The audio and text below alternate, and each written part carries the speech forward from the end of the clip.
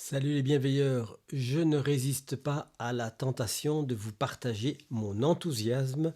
J'ai développé mon premier plugin pour Obsidian. Alors pourquoi je l'ai développé? Tout simplement parce que j'avais un besoin. Alors il s'agit d'un plugin que j'utilise pour l'écriture du livre que je suis en train d'écrire sur un modèle de PNL que j'ai développé, que j'ai créé, qui s'appelle la matrice de l'expérience. Alors si vous avez déjà tenté l'expérience d'écrire un livre, vous savez que bon, un livre, c'est pas comme un article ou un blog post, c'est pas uniquement quelques lignes, quelques pages, c'est un paquet de pages. Et alors, quand on veut rédiger un document, bien sûr, naturellement, on va créer un plan, on va créer une structure pour le document tel que ça deviendra, et bien sûr, en utilisant Obsidian. Alors, c'est la première fois que je réalise véritablement l'écriture complète d'un livre à travers et avec Obsidian, mais j'avais besoin de quelque chose de consistant pour me donner une impression de OK, ça donne quoi maintenant? Alors j'avais utilisé un plugin qui s'appelle Longform, qui est un plugin qui permet d'assembler un certain nombre de sections, en fait des notes, de les ordonnancer, de les mettre dans un certain ordre, l'ordre, la structure de mon document. Mais j'ai eu pas mal de petits problèmes parce que, en fin de compte, la liste, la série de notes qu'on va aligner pour constituer le livre, c'est en fait une propriété dans un document qui s'appelle index. Et j'ai plusieurs fois, je ne sais pas à cause de quoi, eu des problèmes où cet index était corrompu. Et donc, à ce moment-là, il fallait recommencer. C'était probablement essentiellement dû à la structure YAML. Vous savez que les propriétés, la front matter zone, la zone où les propriétés sont définies, c'est en fait un code YAML qui est assez touchy. Il ne faut pas oublier d'espace en trop ou trop peu. Et donc, régulièrement, je devais contrôler le nombre d'espacements. Alors, franchement, quand vous écrivez un livre, c'est la dernière chose qu'on a besoin de faire, c'est de faire de la correction comme ça au niveau du détail pour des choses qui n'ont rien à voir avec le contenu du livre. Et j'avais donc besoin, à la fois en partant bien sûr de ce qu'on appelle les notes atomiques, c'est-à-dire un ensemble d'idées. Je reviendrai dans une prochaine vidéo sur comment j'ai réellement utilisé Obsidian pour écrire le livre, mais la partie que je voudrais aborder avec vous aujourd'hui, c'est comment je construis un document global à partir des différentes sections, des différentes parties, des différents chapitres que j'ai déjà écrits, mais j'ai besoin, moi, d'avoir un document global que je peux imprimer, que je peux lire dans ma tablette et des choses pareilles. Alors, comme je ne voulais plus utiliser Longform, j'ai pris mon courage à deux mains et j'ai développé mon premier plugin qui s'appelle compilation récursive. On va voir tout de suite en quoi ça consiste. Alors, regardons d'abord en quoi consiste, je dirais, la structure du livre que je suis en train d'écrire. Donc, le livre concerne la matrice de l'expérience. Ce titre que vous voyez ici, c'est dans les options d'Obsidian. On va regarder ici dans Général ou Appearance. Ah oui, j'ai mis la version en anglais. Je pourrais mettre la version en français. Et dans l'apparition, on voit ici Show Inline Title. Donc si j'enlève ceci et que je reviens, vous ne voyez plus le titre de la note SCME, la matrice de l'expérience, n'apparaît plus ici. On a donc ici la séquence actuelle de mon document, de ce qui va devenir cet essai, ce livre. Vous voyez ici la partie 2 sur l'espace de la singularité. Il n'y a rien dans cette partie. Par contre, la partie 3, il y a un document unique, parce que ça, je l'ai récupéré en fait pour avoir commencé à l'écrire à partir d'un autre logiciel. Et là maintenant, progressivement, je reviens sur une édition complète, une écriture complète à l'intérieur d'Obsidian. On a donc ici un document unique et la partie 5, celle que j'ai fait le plus récemment. En fait, c'est un ensemble de parties de 0 à 9, ce qui me permet de voir un peu où j'en suis. Et qu'est-ce qu'on voit? Si je prends l'introduction, ben, c'est un document classique. Là maintenant, j'ai pris l'habitude de commencer avec un heading 2 parce que sinon, ça va commencer à faire des clashs avec les versions qui sont ici. Donc les parties du document principal, c'est avec un heading 1 et les autres sont des heading 2. Bon, on peut discuter de tout ça, ça fait partie des aléas. Le but n'est pas de composer un document prêt à imprimer, prêt à constituer un livre. Le but est de construire un document global que je peux relire moi-même ou donner à lire à des amis ou des gens en qui j'ai confiance pour donner un avis objectif, positif par rapport à ce que je suis en train d'écrire. Alors, qu'est-ce que vous voyez ici? Ceci, c'est donc des liens classiques. Ça, je ne vais rien vous apprendre, mais il y a ce double tiret qui se trouve ici avant.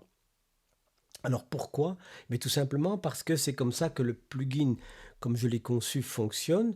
Donc je voulais faire un plugin qui va prendre l'ensemble des liens et qui va les éclater, qui va les ouvrir pour les donner complètement. C'est un peu la même chose que si je faisais, par exemple, si je prenais cette dimension-ci et que je fais un point d'exclamation, vous connaissez ça très bien, j'ai à ce moment-là tout le document qui apparaît ici. Alors je pourrais travailler comme ça.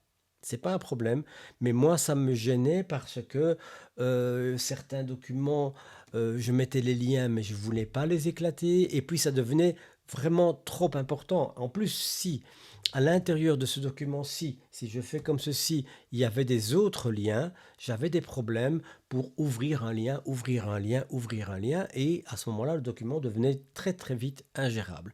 J'ai donc pris l'option de dire, voilà, je vais mettre un signal, ce double tiret veut dire, quand tu vas compiler, je vais appeler ça compiler, mais vous appelez ça comme vous voulez, déployer si vous voulez, quand je vais compiler ce document, tous les liens qui commencent par un double tiret, tu vas les exploser, les compiler, les déployer.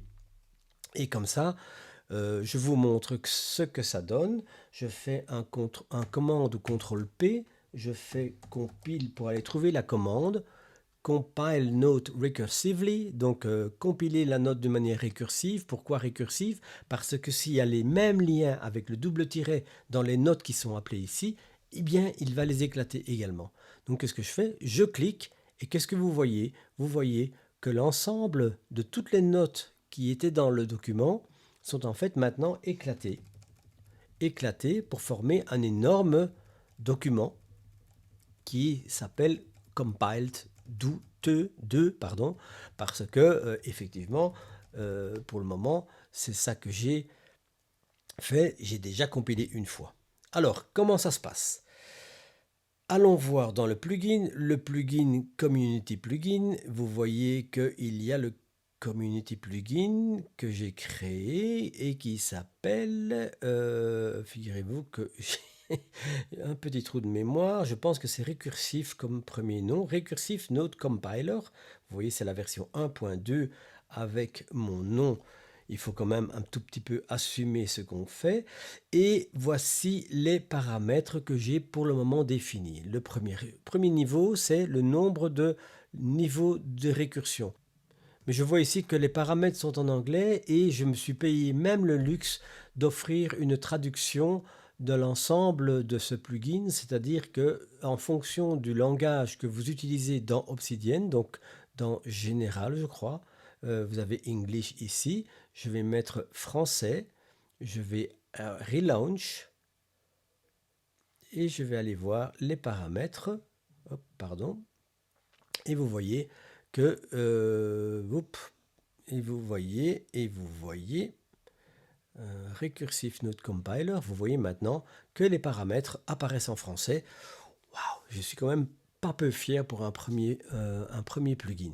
Alors, premier paramètre, nombre de niveaux de récursion, c'est le nombre maximum de niveaux de récursion autorisés. Par défaut, c'est 3, mais vous pouvez mettre ce que vous voulez. C'est-à-dire qu'en fin de compte, il va prendre le premier lien, il va déployer ce fichier. Si à l'intérieur, il y a un nouveau lien précédé de double tiret, il va le déployer aussi et il va le faire 3 fois maximum pour éviter des boucles infinies ou si vous faites une récursion entre le même document qui appelle le même document, vous avez un système infini et j'ai pas envie de faire exploser le système.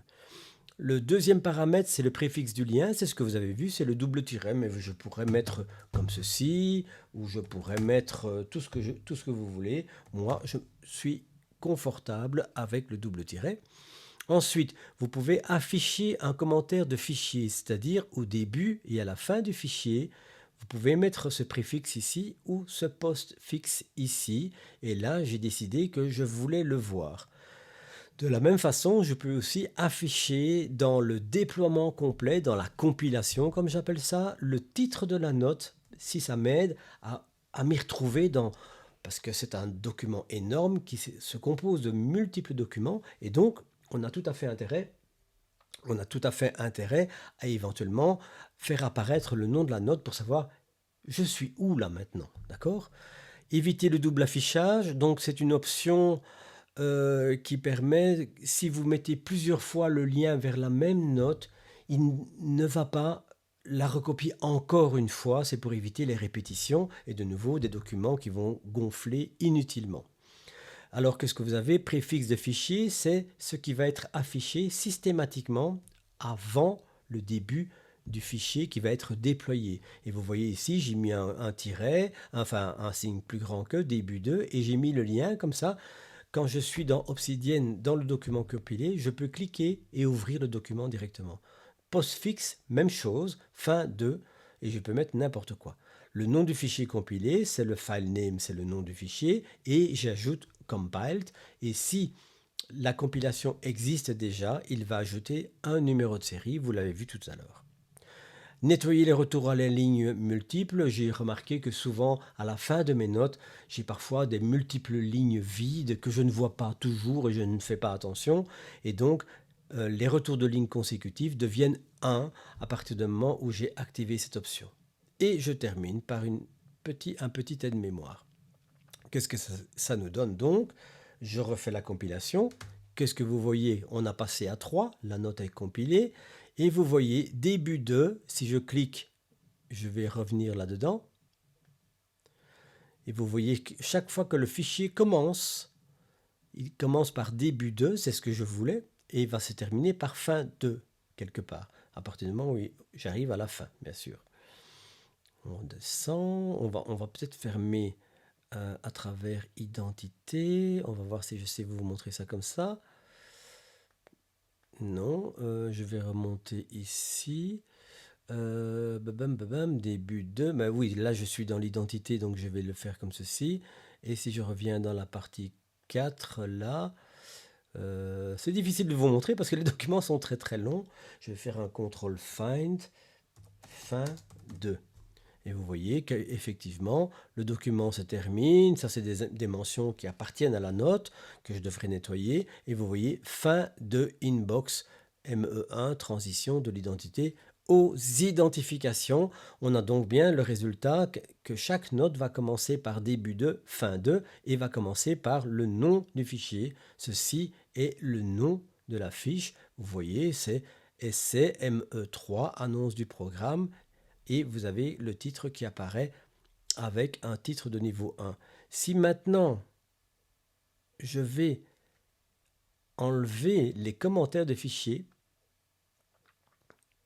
et que je fais, et là j'ai mis un shortcut clavier, c'est-à-dire que je fais une commande clavier pour faire la même chose, on arrive ici à, je pense que je me suis trompé, je dois revenir là-dedans, c'est ça que je vais compiler.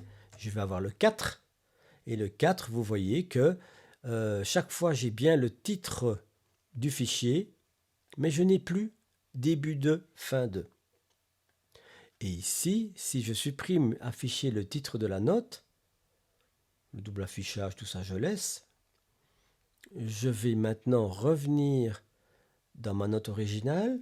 Je provoque la compilation. Et qu'est-ce que vous voyez? C'est véritablement comme si c'était une seule et grande note. Partie 2, il n'y avait rien en dessous, l'identité, et vous voyez que ça fait sa suite tout à fait correctement. Et bien ça, pour moi, c'est génial parce que après, qu'est-ce que je fais? Je fais un exporter en PDF et je peux, en format A4, et je peux exporter le document et ça me fait un draft. Voilà ce que je voulais vous montrer. Alors, si ce plugin vous intéresse, et je suis sûr qu'il va vous intéresser, naturellement, je vous le livre tel qu'il est. Il n'est pas indemne de tout bug, mais je l'utilise moi de manière opérationnelle. Donc, apprendre avec des pincettes à faire des essais comme vous voulez. De toute façon, ça ne fabrique rien, ça ne modifie rien, ça ne fait que créer un nouveau document qu'après vous pouvez bien sûr exporter. Ce document-là, je vais voir dans le Finder ou dans mon explorateur de fichiers et je peux l'exporter comme un fichier Markdown, bien sûr. Je ne suis pas obligé de faire un PDF. Alors, si vous êtes intéressé, abonnez-vous à la lettre d'information. Le lien est dans la description et marquez dans les commentaires si vous trouvez ça intéressant, si vous avez des suggestions et je vais le plus vite possible, c'est une première pour une publication, plus vite possible mettre à disposition ce plugin pour que vous puissiez vous aussi écrire votre livre de A à Z à partir de vos notes sources, à partir de vos notes atomiques, de rédiger un véritable manuscrit ou tapuscrit avec l'ensemble des notes qui sont rassemblées pour former le document final. Après, bien sûr, il vous revient de faire le formatage. C'est la partie, je dirais, édition proprement dite. Voilà, je suis très content d'avoir réalisé ce module parce qu'il m'a permis véritablement de passer d'abord rassembler de la documentation dans Obsidian et rédiger à l'extérieur à un stade où non seulement j'étudie, je réfléchis, je prends des notes et puis je construis le livre, je rédige et puis je peux l'assembler et c'est ça qui me manquait dans Obsidian pour le moment. Dites-moi si vous appréciez ce genre de travail, ce genre de progression et si vous êtes intéressé, vraiment, vraiment, ça va beaucoup m'encourager.